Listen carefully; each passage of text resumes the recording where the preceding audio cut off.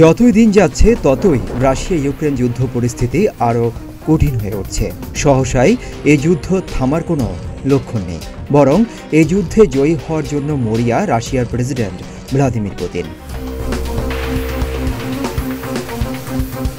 ইউক্রেনের সেনাবাহিনীর উপর চাপ বাড়াতে গেল কয়েক সপ্তাহ ধরেই খার্কিভ অঞ্চলে অভিযান পরিচালনা করছে রুশ সেনারা। খার্কিভের ভোপচানস্ক শহরের উপকণ্ঠে রুশ ও ইউক্রেনীয় সেনাদের মধ্যে চলছে তুমুল লড়াই।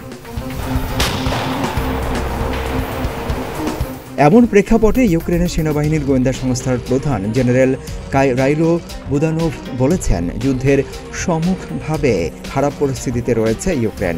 নিউ ইয়র্ক টাইমসকে সাক্ষাৎকারে এসব কথা বলেন তিনি।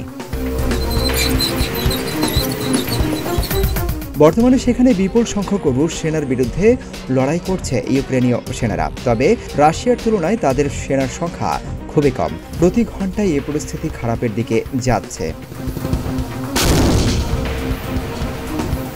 যুক্তরাষ্ট্র থেকে পর্যাপ্ত অস্ত্র হাতে পাওয়ার আগেই ইউক্রেনের দুর্বলতার সুযোগের সদ্ব্যবহার করার চেষ্টা করছে রাশিয়া, এমন মন্তব্য করেন কাইরাইলো বুদানোভ।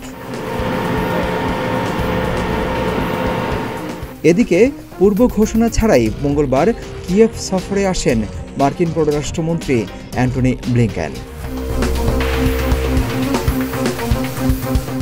ইউক্রেনের প্রেসিডেন্ট ভ্লাদিমির জেলেনস্কির সঙ্গে দেখা করে ব্লিংকেন বলেন, মার্কিন সামরিক সহায়তা যুদ্ধক্ষেত্রে রাশিয়ার আগ্রাসনের বিরুদ্ধে কিয়েভকে জয়ী হতে সহায়তা করবে।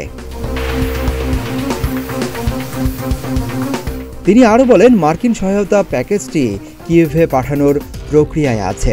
কিছু সহায়তা এরই মধ্যে ইউক্রেনে পৌঁছেছে, এ তথ্য নিশ্চিত করেছে দ্য গার্ডিয়ান।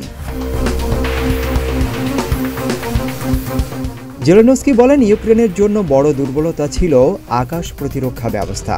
তিনি খার্কিভ অঞ্চলের জন্য দুটি প্যাট্রিয়ট প্রতিরক্ষা ব্যবস্থা চান।